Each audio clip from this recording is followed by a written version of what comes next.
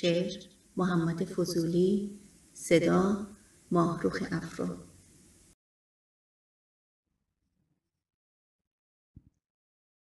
چو میرم در هوایت کاشکی خاک درت گردم، گهی با گردبادی خیزم و گرد سرت گردم.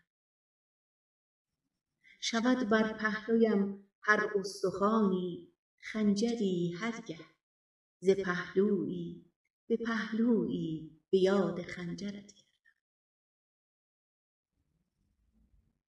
در آن حالت که آن شمع بتان را گرد سر گردی، بگو حال من ای پروانه قربان سرت گردم.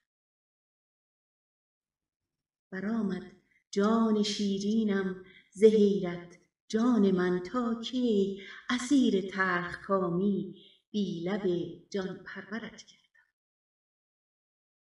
در آن وقتی که تو رخساره خو کرده بنمایی، گشایم دیده و حیران گلبرگ ترت گردم.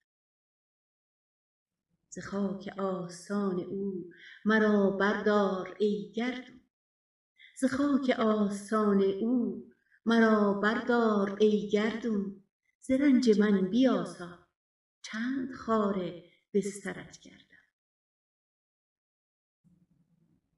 فضولی ره به خاک درگه پیر مغان بردم، بیا تا سوی آب زندگانی رهبرت گردم.